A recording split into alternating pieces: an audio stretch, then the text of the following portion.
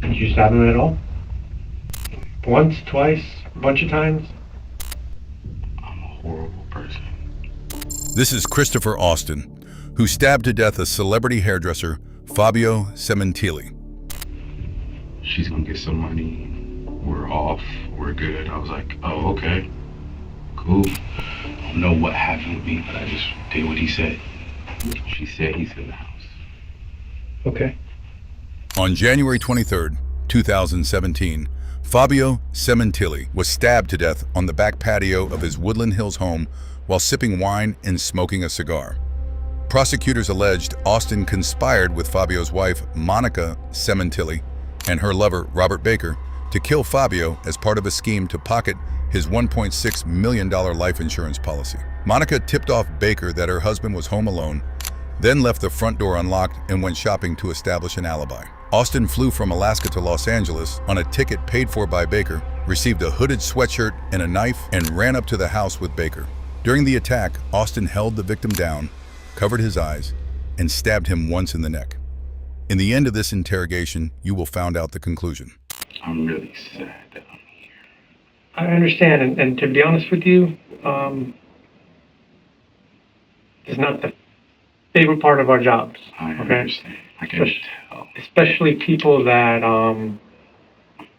look like they're doing good, their life's in order, it's hard enough in the world we live in, right? But you try to do the right thing and wake up every day, go to work, provide for the family, provide for the kids, and do all that. Sometimes things happen, but we're all human. Okay, you seem like a good guy. My partner kind of filled me in on brief conversations that you guys have had.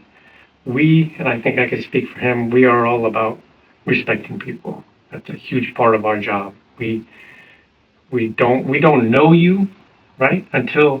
We feel like we know you a little bit because we didn't just wake up today and just decide, hey, let's go to Mr. Austin's house, okay? So there's a lot of thought and investigation and stuff that we do to come into these kind of situations, okay?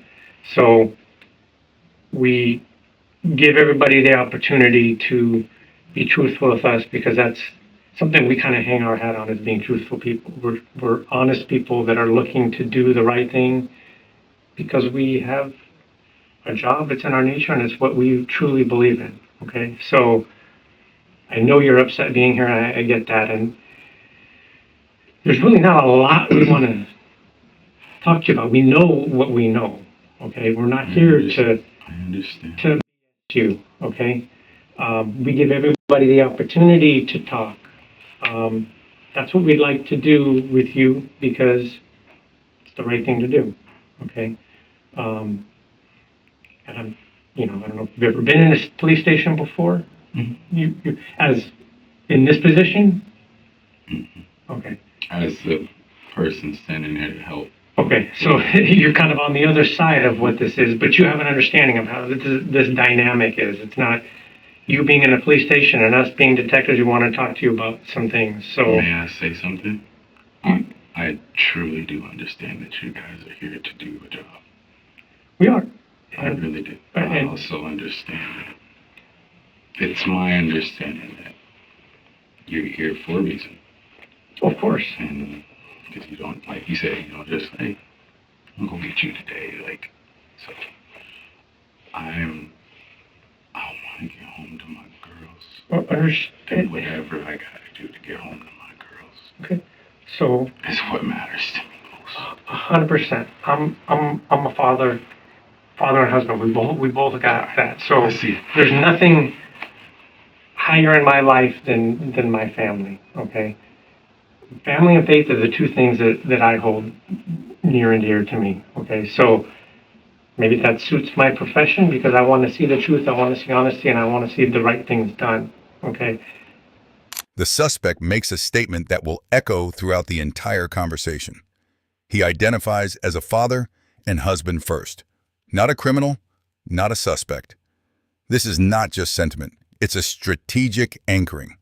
By placing his family at the center of his identity, he simultaneously signals vulnerability and sets a moral benchmark.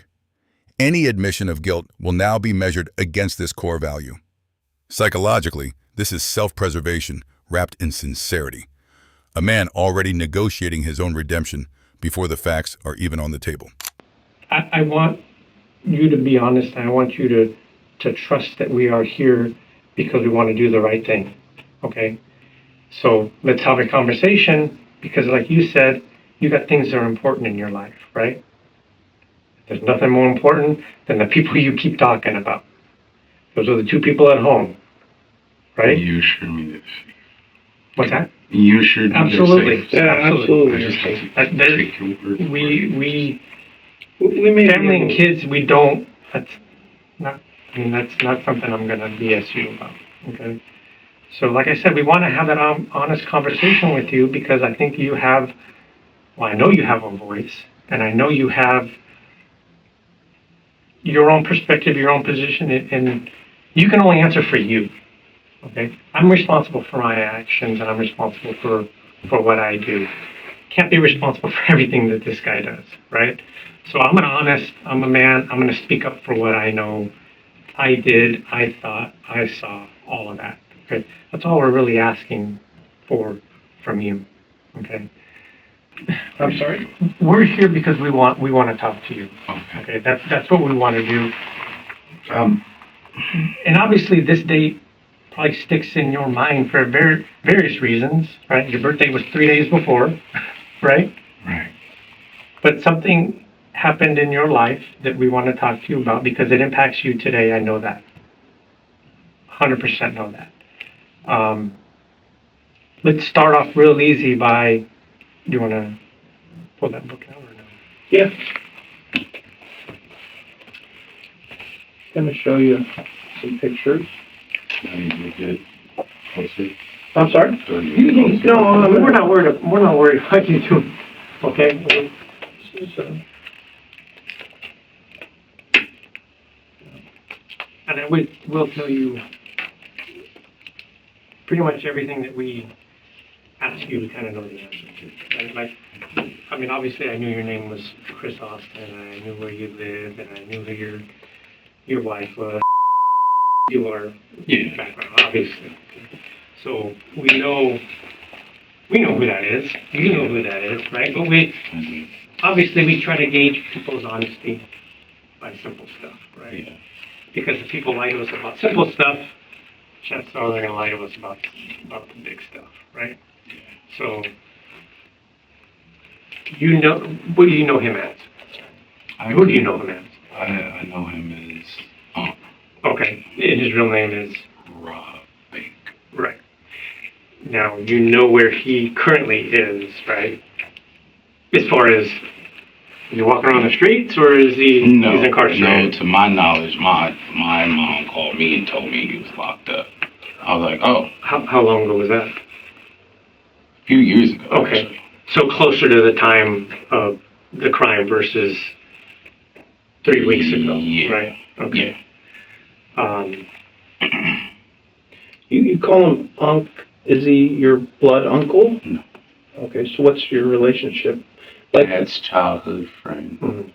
Mhm. so somebody that's been in your life for a while? I mean, no. Yes and no. Okay. Kind of like you pop up on your boys you grew up with. Mm-hmm. They got kids. Mhm. Hey, Uncle Pharrell, you know what I'm saying? We grew up together, and that's kind of how it was. He never did me wrong. Always gave insight. They always talked about how they used to run around the city when they was our age. Your dad and him are My about dad, the same age? They're all about the same age. Yeah. So it was always, he's always been Unc or Mr. Baker. What's your dad's name? William. Were they in the military together? No. Okay. Was your dad in the military then, or no? No. Okay. So who do you know?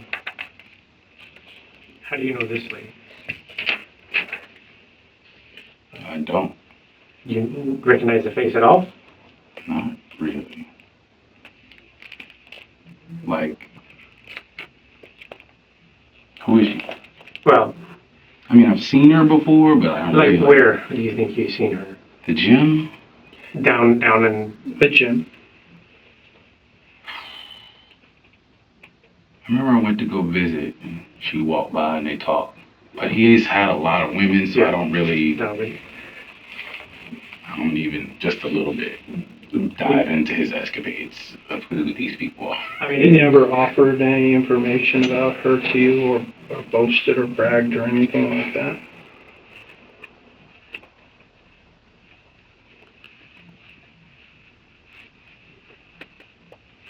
Yeah, like I'm messing with this, this new chick. I was like, oh, okay, that's dope.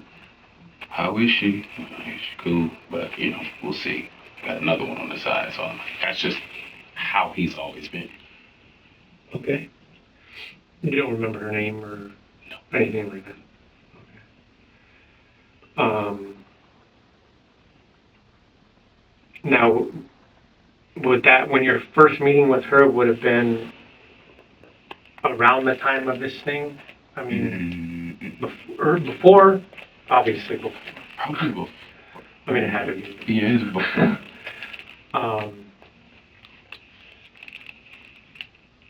Do you remember seeing her in Las Vegas at any point? No.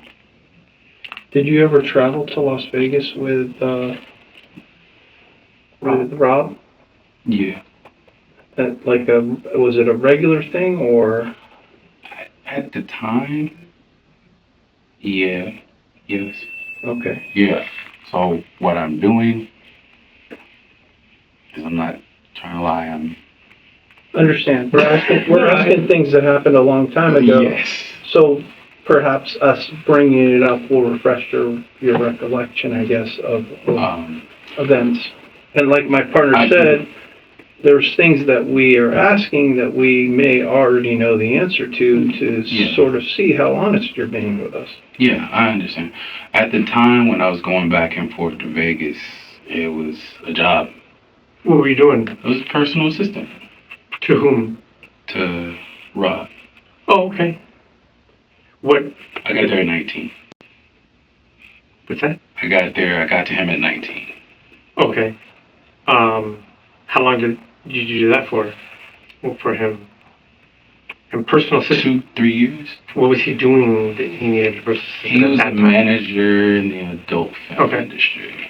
So, picking up models, taking them to meetings, which were very boring, contracts, learning, like, things that he was getting me to learn that I didn't know that I really wanted to know, how contracts and how people get paid, and if they're not working a regular job, like, you don't have to clock in at, Burger King if you don't want to, that type of situation. So just drop them off, take the car here.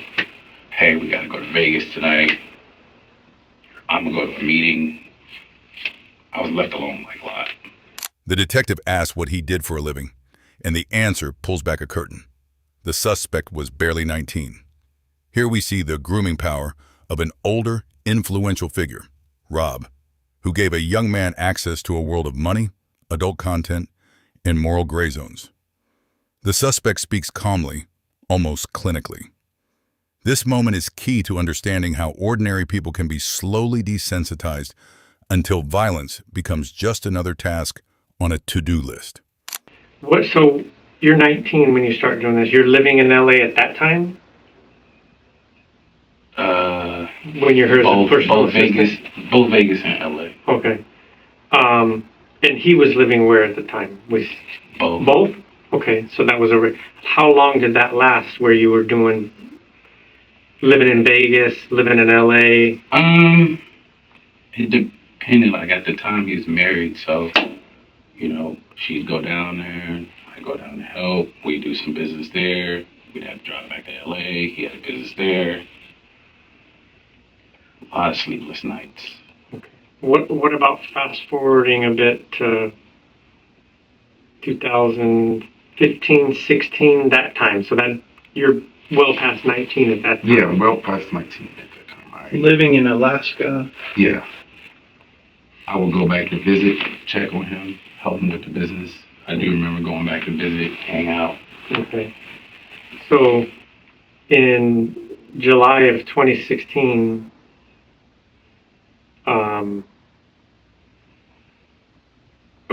How many times would you go from Alaska to LA to Vegas? Not often. I couldn't really afford it. Okay. You know, it wasn't. So if you did that, that probably would stick out in your mind a little bit if you made that trek. Well, yeah. I do remember there was one point we went to see him, went to Vegas. Okay. He told me he met some guy, get him in a club, because that's what he showed me. He was like, we'll get you in. We'd go to the Club Tao or something like that. Yeah, Club Tao. Okay. Is that in one of the casino or one of the hotels? If I remember correctly, yes. But Vegas has changed so much. So do you remember back then what casino that would have been a part of, or that club would have been attached to, or where you guys stayed? We would stay at his house at the time. I think he was still married. In 2016, he was still married? Was he? No.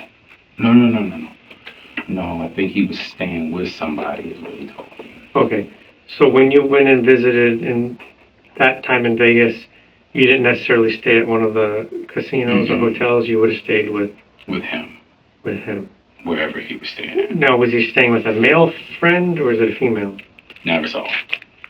But who did you stay then? I stayed with him in his room. No, but his room meaning at somebody's house? Yeah. But you don't know who that person was? No. Let me ask you, do you know who this individual is?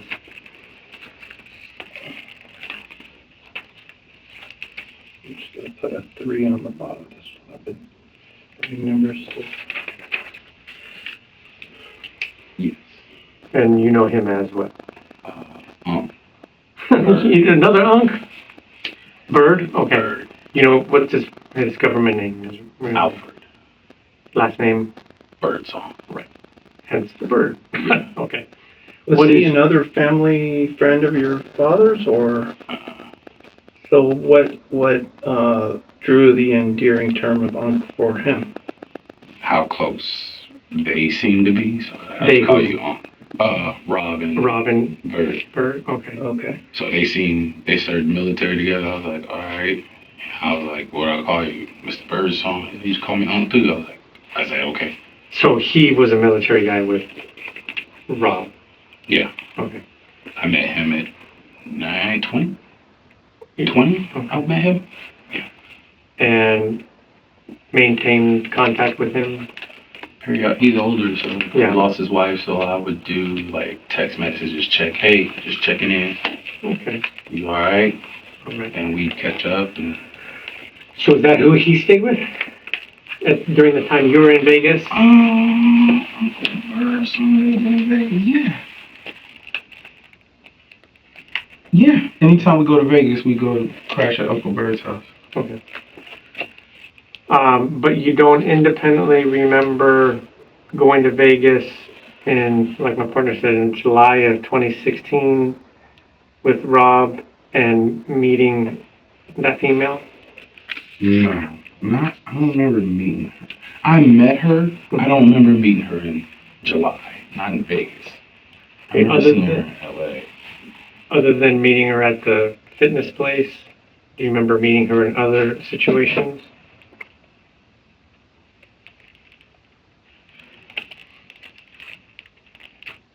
Her house.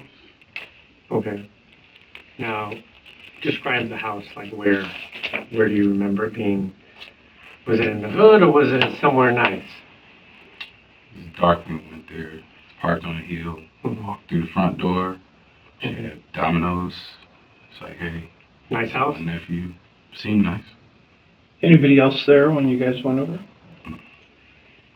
Now, at that time, what time frame are we talking? Like, what time period are we talking? You're asking years or time? Years.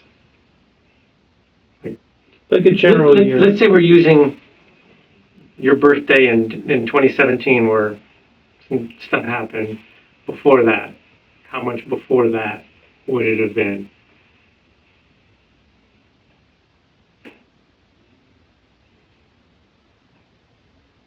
Maybe around that 7-month time. Okay, so somewhere in that half of the year or something. Yeah.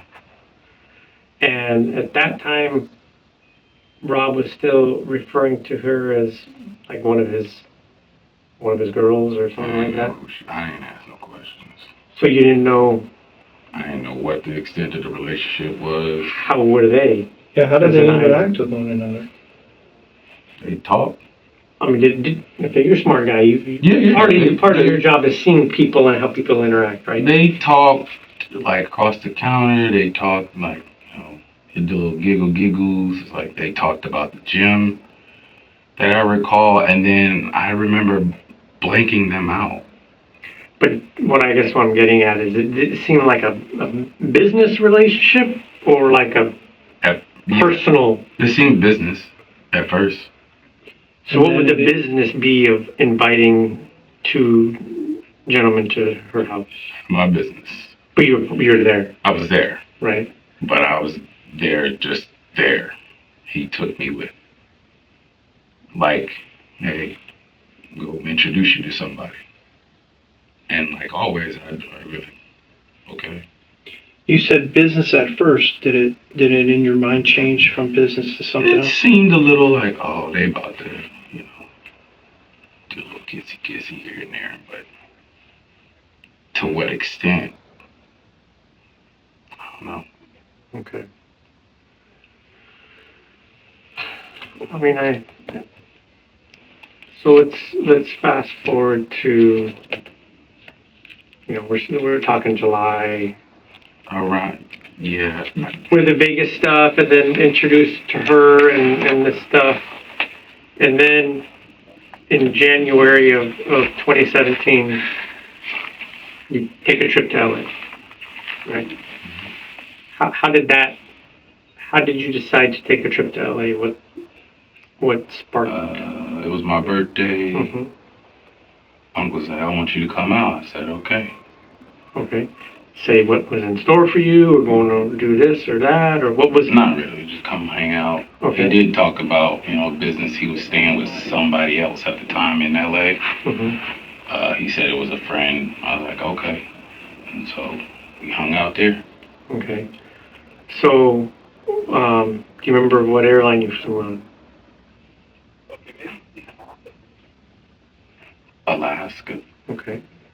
How did you remember how you made the reservations, or at what point you decided that you were going to come out? He bought the ticket. I was like, okay. I'll fly Alaska. And how did he do you know how he bought it? He just called you and said, hey, I got your reservation, or did you make the reservation? And he sent me the money. I thought I can't afford it because I had just come off of a different job, so I was like really focusing on save your money. So he sent me the money, and I bought the plane ticket. do you remember what day you came in, or about in relation to your birthday? A few days after the 22nd. So do you arrive in LA? I'm assuming, right? Yes. Do you remember what time you arrived? No. Evening or morning or afternoon? Like mid-afternoon. Okay. How did you get? Who picked you up? He did. Okay. And do you remember what he was driving?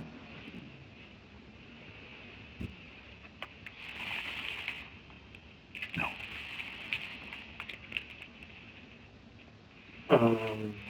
And I say that because I don't want to lie. I don't really try to make up no vehicle models and things like that. That's cool. So then, when you come in on the morning of, it's actually the morning of the 22nd, right? He picks you up. The morning. Okay. Do you remember it being the morning or not? I remember it being LA and it's always sunny. So Okay, gotcha. Yeah. So then he picks you up. Where do you? No, yes, it was the morning because I did overnight. Okay. It was cold in Anchorage. Yeah, Okay. it was. I feel like How did he know to pick you up, or how did you guys make arrangements for him to get you? I told him where I'd be at the gate. So he came into the airport, or? No, I always stand outside. Anytime I fly anywhere, I just tell, hey, I'll be at this gate, this airline. Okay. Did you call him to let him know your flight was on time or anything like that? I don't recall. Okay. So he picks you up. You're not sure of the car. Obviously, hit a car. Then what do you do for the next day or so? Give me a second. Take your time.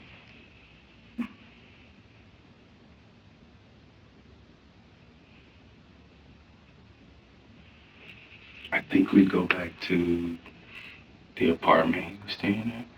And where Get some food. where was that? Where was it in? What part of LA? Was it in South LA? Was it in the Valley? Was it north?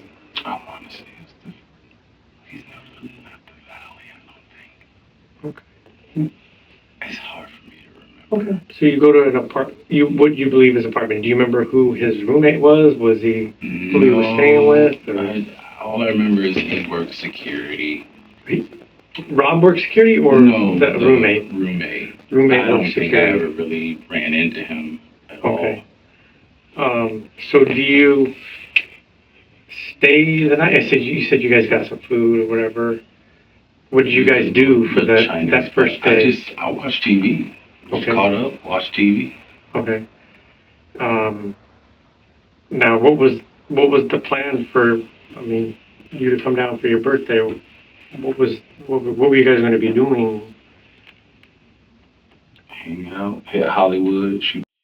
Okay. How much of that did you do? None. Okay. So then let's get to what happened that day. Okay, like how did that wake up in the morning? I mean, how does that day go for you? Well, we wake up. We say we're gonna go see. Remember the girl's house outside the Highland. What's her name? Which one? That one? Yeah. Okay. So we're gonna go to her and rough up her dude. That he said, remember the girl's place, referring to This lady? number That 2. house. Okay. The plan finally surfaces. When asked why, the suspect recalls Rob's explanation. This is a textbook example of moral reframing. The act of aggression is recast as protection. The suspect doesn't question the logic. He accepts it. Psychologically, this is the pivot point where a person becomes a participant. He doesn't see himself as an aggressor, but as a helper. And that very self-deception is what allows him to park the car, run up the hill, and walk through the front door. The brain's ability to rewrite intent in real time is on full display here. Now, was he referencing the house that you had been to before? Mm-hmm. Okay. We're gonna go rough her up, like, and Not her. You said her dude. Mm-hmm. what? Okay. Did you say why? Did you ask why? Yeah. Said she's in an abusive relationship. And that's my girl now. I was like, oh. Okay. So So is it okay if I listen, Chris. I want you to be honest because I think that's what's the most important for you. I don't want to be honest with you. Okay. But I also want to get home to my girls. Understood. And I will need your help doing we it. If have I can. well, we have to know. Okay. There's a certain amount of information that we know, right? I know. But we have to know what it is that you know. I know you know. Okay. I know you know. So when he says we're gonna go rough, rough his her husband up. Because in an abusive relationship, what do you guys go do? And just tell us how that transpired, because that's My important. interpretation was we were supposed to go, like you said, pictures there, so be very honest with you, be honest with myself. It was supposed to go and rough them up, take a couple things, then leave. It didn't happen that way. So how did it happen? Went in, and it was 1, 2, 3, and go. He was stabbed. What do you mean 1, 2, 3, go?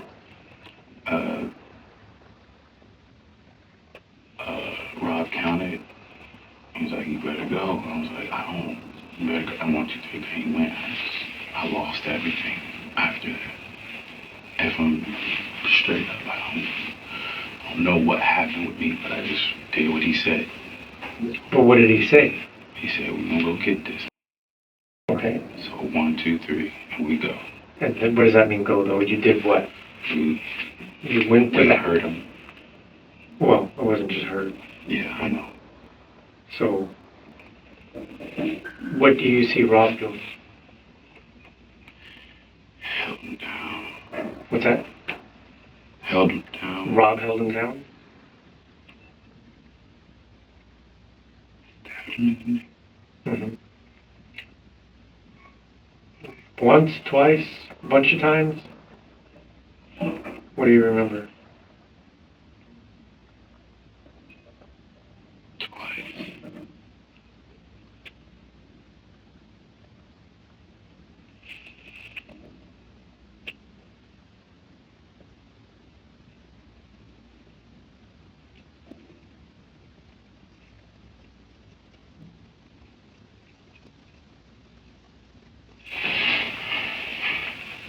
What were you doing while he was holding him down as status?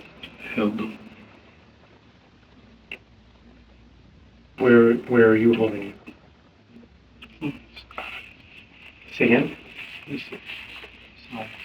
You were holding him by his eye? Covering his eyes? Did you stab him at all?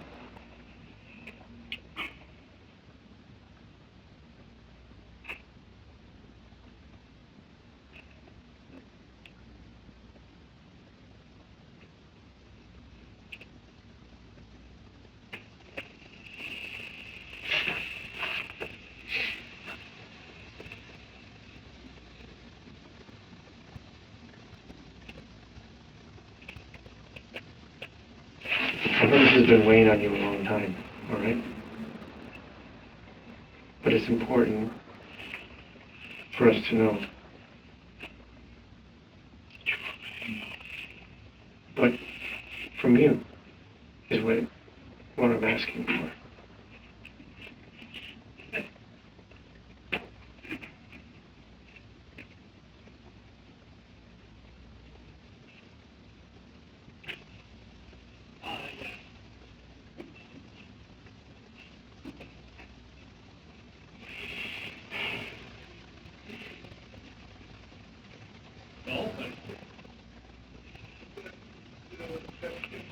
Oh. Yeah, for the Super Bowl ring, right? Yeah.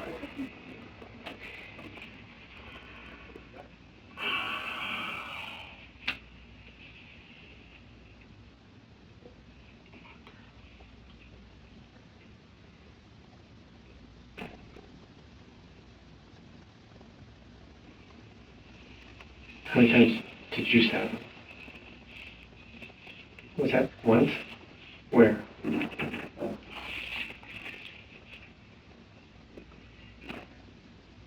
Now,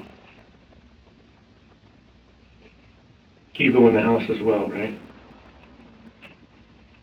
Did you take anything out of the house? No?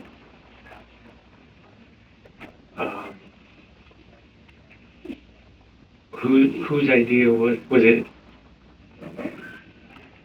you guys leave in that car, right? Did he have the keys, or the keys on the counter? What do you remember about leaving in that car? Get in the car. That's Rob said, get in the car. So when you guys take off, that's the Porsche, right? Obviously, the one in there. Where do you guys go from that point?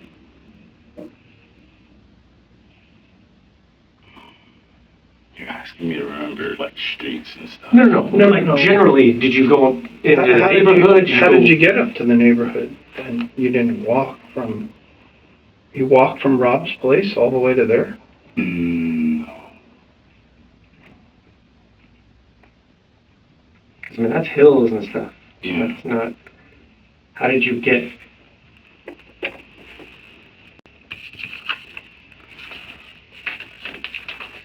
So when you look at this picture from the surveillance video, right?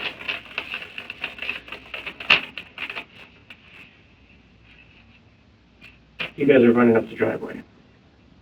This is the driveway, right? Where did you guys come from? Because I know you just weren't walking around the street like this. We talked. From where, though? Like, Is it okay if I have an attorney? Do I feel like I just feel like I need one? I don't. I mean, I want to help you. this is what we said from the beginning is we want to talk to you because I'm not. I think it's important. No, I know you're not, but I think it's important for you to be able to say actually what it is that was in your mind and your heart. And then want to do this. What's up? Do this. I believe that, and that's why I want to hear the whole story from you. You have the right to do whatever you want to do. We're just trying to get an honest account from you as to what you did. You can't control what this guy wanted you to do, right? Or what he told you, or whatever. Because I don't. I'm collect.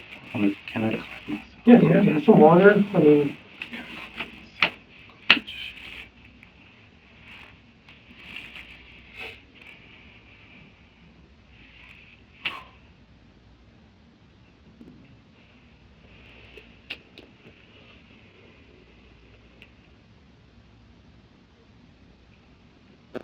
It is my understanding, as you stated before, you know stuff already, and you want to know my perspective.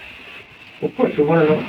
Again, you're only responsible for you, right? So you told us kind of what you did, but we'd like to put the whole picture together from Chris's perspective. How did you, when he said we're going to go rough her dude up, how did he know when to go? Was he talking to her? I believe so. Were you present when he was talking to her? So what makes you believe that? He would tell me. Say what? Like what? She said she's in the house. She said he's in the house. Okay. That's obviously before. Yes. And then at that point, it's go time from him. Like when he says, she says, he's in the house. It's like, okay, let's go. But how do you, I guess I'm just trying to figure out, how did you get to running up the hill? You didn't run from Rob's house. That's a long way. He parked the car somewhere and he just ran from there. Okay. He told me to follow me. Okay, did you guys either ever change before going? Or is it when you walked out of the apartment, is this what you were wearing and this is what he was wearing? Yes, this is what you were wearing? You guys never brought clothes or anything like that, change of clothes, nothing? Correct? Now, to get here, is that where you're in the rental car?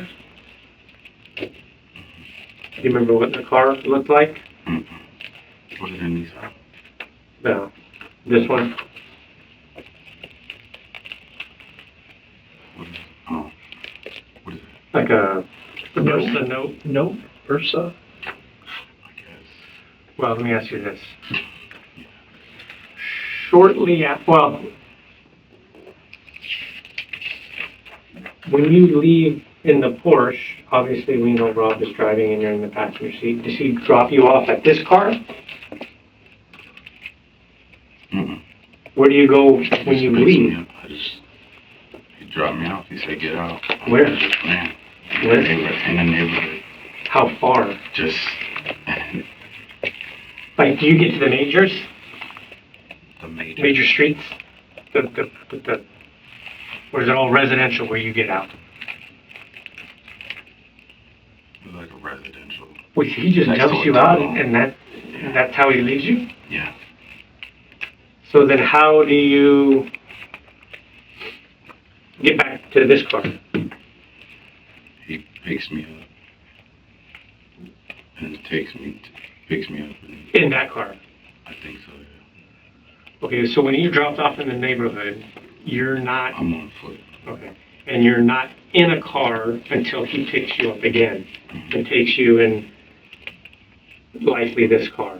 You don't remember, but he picks you up in a car, Mm-hmm. not the I Porsche, don't know. No, not the Porsche. another car. Another car. Then where do you go from there? To the apartment. And then, He took me to the airport.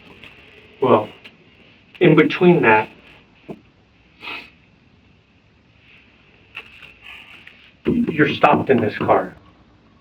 Do you remember that? Mm-hmm. Remember getting a ticket? Mm-hmm. I had to pay it. Yeah. So where does that fall into? Because if you go back to the apartment, you must come out again at some point to be in that car. Yeah. So how did that? I was driving to a restaurant. By yourself? Yeah. Because I didn't have my ID. that's shortly thereafter. I mean, that's not very far after. No. And then, I guess, what is going on in your mind at that moment? When you're stopped by the police, you guys had just done what you did. Did you think it was because of that when you were stopped? No. Just after the crime, the suspect is pulled over for a minor traffic violation. This is a stunning example of compartmentalization. Minutes after participating in a violent attack, his mind has already sealed off the event into a separate room. The traffic stop registers only as a traffic stop. No panic, no guilt bleeding through. Psychologically, this reveals either profound dissociation or a practiced ability to suppress reality. A survival mechanism that also, paradoxically, makes him appear credible.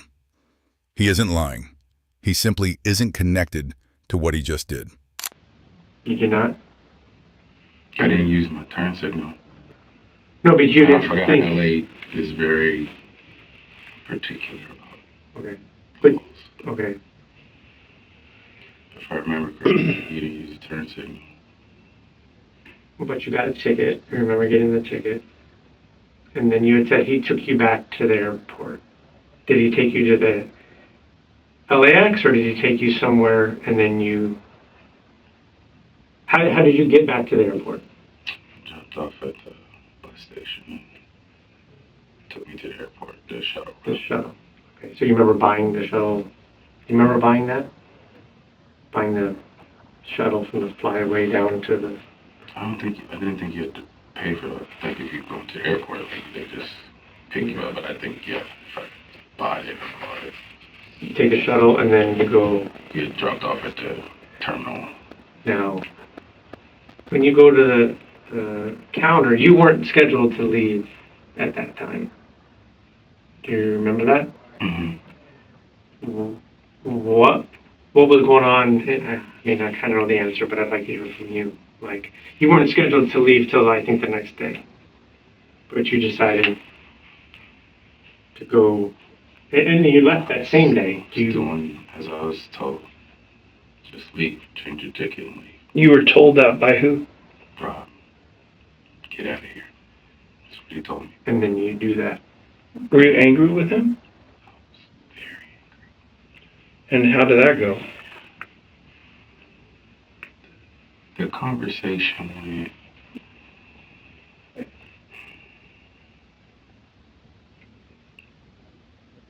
I'm a horrible person. He told me I wasn't. He said, it's not your fault. You're a good person.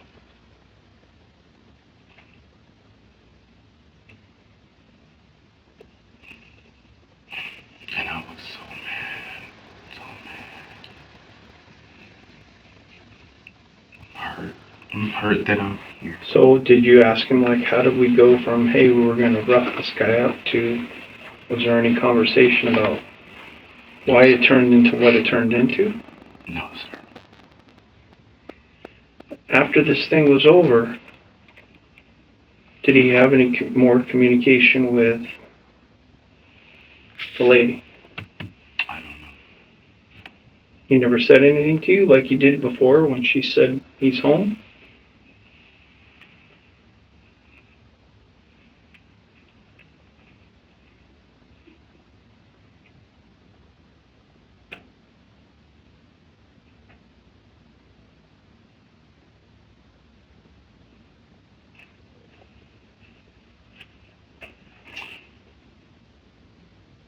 After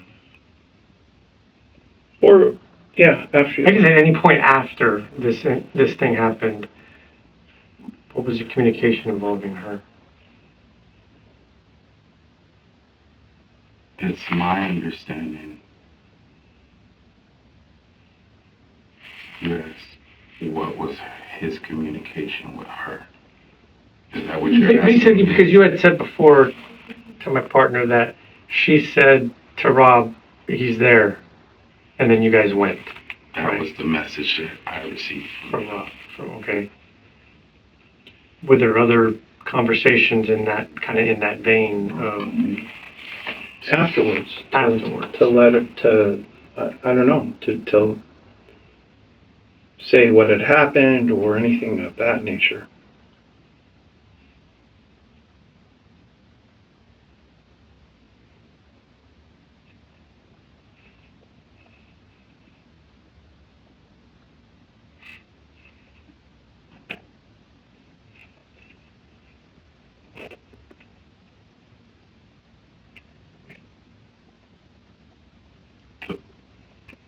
I spoke with him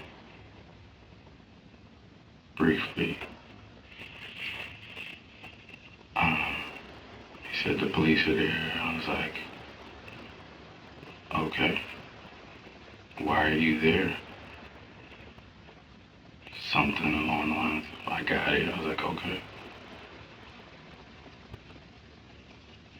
And then it was like, I'll call you back, and I never got a call back. And it's my understanding that apparently they were seen together. But I went to work. I blanked out everything and just went back to work. Yes. So when you get back to home, you get back to Anchorage, right? Mm-hmm.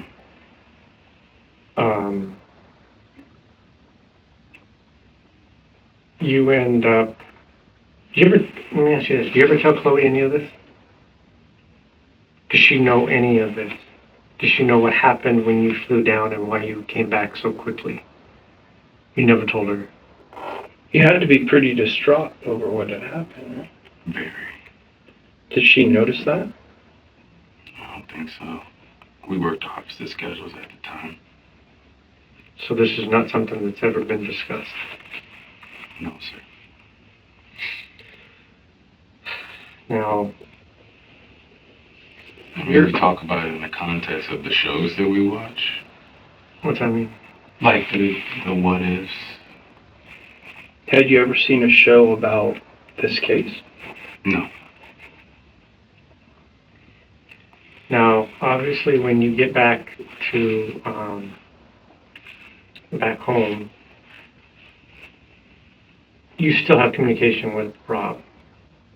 Still have his number, yeah. Well, So, yeah. you but I'm just going to tell you, We talk. but you're not talking on your phone anymore. He gave me a phone to use. Gave it to you, or did you pick it up from somewhere else? He had me purchase it. He had you purchase it up there. Obviously, we know this. Yeah. Okay. Now, We spoke briefly. on that phone. Mm-hmm. So, your normal number, the 907 number, the one you have now, you had it back then, Mm-hmm. right? You've had this phone for a long time, right? Yes, sir. Then when you get back, you buy, let's call it a burner phone, right? Because you know what a burner is, obviously. You've worked around kids long enough to know what a burner is. I grew up in the 90s. Yeah, so I mean, you're a little younger than us, but you obtain a phone that you said he told you to get, and then you guys, that's your contact, right? And that phone that you call Rob on is not his phone. He gets himself another phone.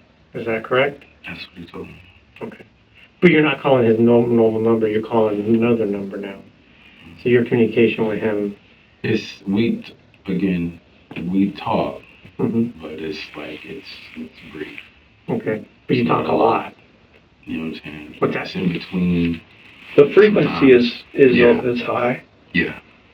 Well, so what do you guys talk? Seems to me this changes the dynamic of the relationship now. It's not just my friendly uncle anymore. It's a guy that, Yeah. right? So what is, I guess, what's the content that you guys are talking about when you're talking on burner phones? Stay safe. Do you ever Be go, quiet. he's telling you that? Tell me to be quiet. Any discussion on those phones about her? His and her relationship, where they're going, what they're doing, is money discussed? What is the benefit of this? Like any of that stuff. Yes. Tell me about what are the discussions? It's hard. I don't really recall. If I'm being straight up, I don't really recall everything because I understand what you're asking me. Mm-hmm. Well, To what's your best recant memory? What you guys already know. Well, obviously we weren't on the line, so we wouldn't know the context or content of what you guys are discussing, but just what do you remember kind of the tone of these conversations being, or what were they about specifically regarding this Money. incident? And what do you remember about money? I remember him saying, she's gonna get some money, we're off, we're good. I was like, oh, okay, cool. Okay. Like in the concept of like, I don't know if it works like that. Mm-hmm. But that's the message he's giving to you. I'm still in the mental of, I still gotta work today.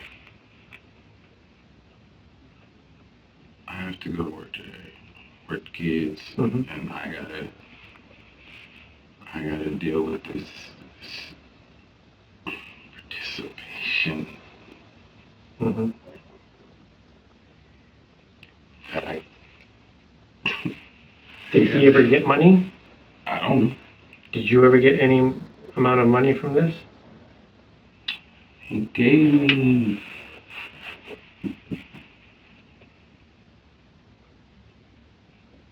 gave me a couple of gold coins from his collection. He's like, I got some coins for you. I was like, oh, okay, that's cool. Like, my birthday just came, so in my mind, I was like, oh, this is a dope little gift. When is this relative to when it happened?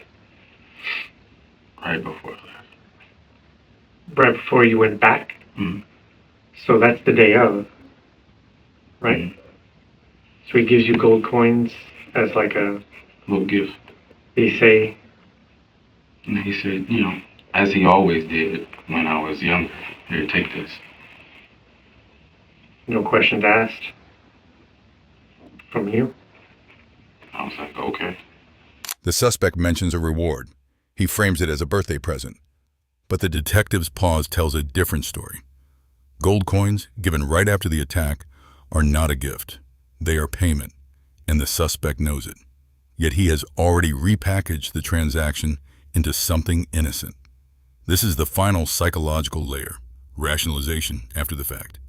By calling it a dope little gift, he distances himself from any notion of being hired for violence. The tragedy is that he almost believes it himself. And that self-deception is what makes the confession both heartbreaking and revealing.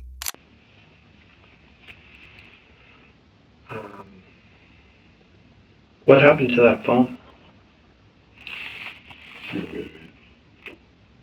You, like, got rid of it, like, threw it in the Pacific Ocean, got rid of it, or? No. Oh. Just threw it in the dumpster.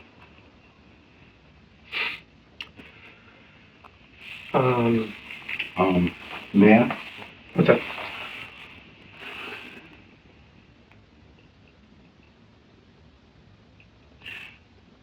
I'm being honest with you. Can you be? Will you be? Are you able to be honest with me? Yes, if the answer is I don't know, that's an honest answer, right? Because you may be asking us decisions that are above us. So Understand. you ask us anything that you want. If we can't answer it, we won't answer it. I'm not going to lie to you and tell you, it's raining when it's not. But And how long have you been doing this? As a police officer? Detective. Detective? I've been a detective 18 years. And you? 17, but And your experience dealing with situations like this, because I'm being as honest as I can for what I can remember. It's in my spirit right now. Do you see me ever seeing my girls again? you mean as a guy walking freely out the door right now, or long term? Just in general. I'll be honest with you. I don't see you walking out of the door today. Okay. We have. I won't have bail. Well, that we don't. You We don't control regulate. it. You don't. But the way we have a DA here with us, Mhm. that we will go. Can I meet the DA today? We'll ask. Okay. Okay. I mean, the reality is the way. I don't think anything is going to be handled here. You are going to most likely have to go to Los Angeles, because that's where this happened. All right. Decisions can't be made here. Will I be provided an attorney Mhm. in LA? I think that the best answer for you, is, like my partner said, is we just don't know at this point. Okay? I hear you. Um, I'm very sad that you guys have to be in this situation, but I'm be honest. I mean, when we started this whole thing, we said we wanted you to be honest because it's the right thing to do. Ultimately, above everything is something happened. Maybe it wasn't what you initially thought, but it turned into something else, right? But a lot of this we knew, but it's important to always have somebody, give them the opportunity to give their side of the story. And what is your thoughts on this? I mean, I'll be honest with you. We only deal in facts. We don't get emotionally invested in things so much. No, I'm not. Because, I'm not asking you to do that. I know. I mean, the facts are the facts. You know the facts, right? Yeah. So you could probably answer your own question a little bit. It's you have terrible to know that circumstance. this day might come someday, right? I felt it. That, I don't know, maybe it's a relief for you to finally be able to tell the truth about it. I don't know, because I'm not you and I'm not in your head. But it's going to be dealt with. So Yeah. that's So I just You know, it's I think, in my opinion, it's better than walking around wondering if tomorrow's going to be the day or the day after. Or go through your entire life like that. Were you being straight up with me when you came and talked to me the very first time? I have been straight up with you every time I've talked to you. I have been. I appreciate that out of you. I mean, there's nothing that we haven't, both me and my partner haven't said that wouldn't stand behind 1,000%. This is an unfortunate situation. Yes, it is. I think I told you that I was sorry that I had to meet you under these circumstances.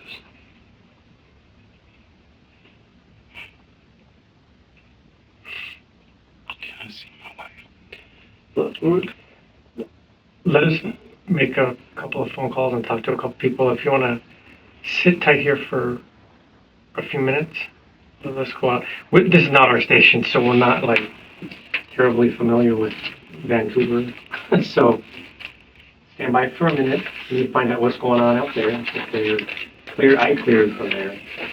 But Is the DA wanting to talk to me? before I forget to ask, what did you do with these clothes I gave him to Rob. that day? Okay. were those your clothes or did you borrow them from Rob? He borrowed them from Rob. Shoes too? What about the shoes? You got rid of them shoes too? Gave them all to Rob. Has Rob ever tried to contact you while he's been in custody? No, sir. Give me a minute. All right. No. Yeah. Yeah. Hold on. I'll be right back. Let's see if we can figure it out.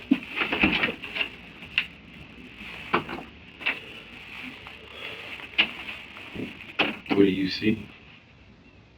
I'm sorry? What do you see? I feel like you've been really reading me. No, I mean, I see a person who I hope is being honest with us. I think you have been. What you remember, you remember. What you don't, you don't.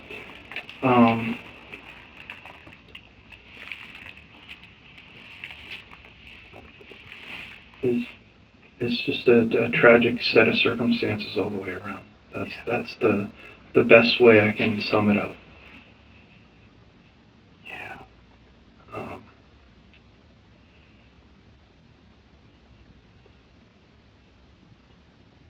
Like I said, I hope in a just the slightest regard that this offers you some relief. Maybe that's not the right word. That you don't have to carry around this burden anymore. And see what happens.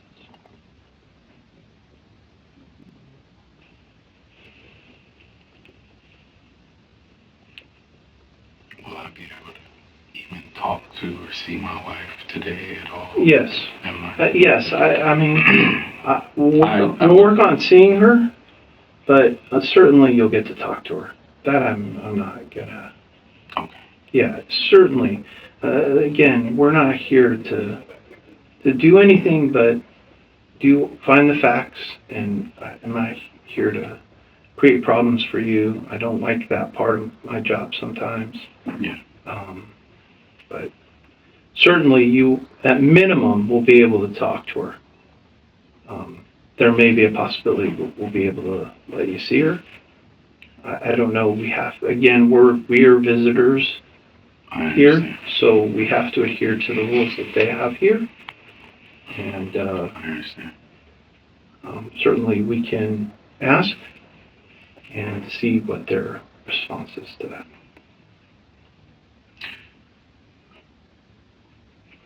Detective Byron. Buyers? Byers, not Byers. Stated that I will have to be extradited. Is there a win? Well, here's the process. So, as I said to you when we first started, Mm-hmm. We will present the information to the district attorney, and they will make a determination what they want to do. If I can talk to an attorney and that attorney can talk to you and we can work out some type. That's how it works. I'm not gonna lie to you. I am looking for some type of deal to go home to my girls. Right, I understand. To make sure that I understand. my daughter's never not seen me in the house. And I am terrified. And I've been trying to hold myself together. I just don't, because I don't want you to think some type of difference. But my baby has never not seen me come home unless I tell her, like, hey, I'm in Seattle recording, I'll be back. It is my duty to make sure my daughter knows from my mouth, from me, what could happen, what may happen, and tell my wife and to put,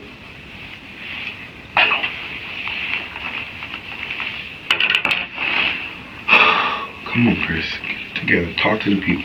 It's okay. You're done. Talk to the people. Talk to the people.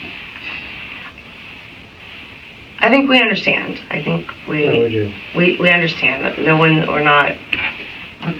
So I think I've worked something out Okay. here. So the detectives that are with us, if your wife's phone is not done, which it may not be, they are going to physically go out there with their phone so that we have, and they will use their phone to allow you to communicate with her. Okay? So that at least we can get you guys in contact with one another. Okay, so either if her phone is done in 10 minutes, they'll wait the 10 minutes and take it out to her so she has her phone. If it's going to be another extended period of time, then they will physically go out there with their phone so that we have a phone that we know is operational in her hand that she can use. Christopher Austin pleaded no contest to second-degree murder and was sentenced to 16 years to life in state prison. Monica Sementili and Robert Louis Baker were sentenced to life without the possibility of parole for the stabbing death of 49-year-old celebrity hairdresser Fabio Sementili on January 23, 2017, at his home in Woodland Hills, California.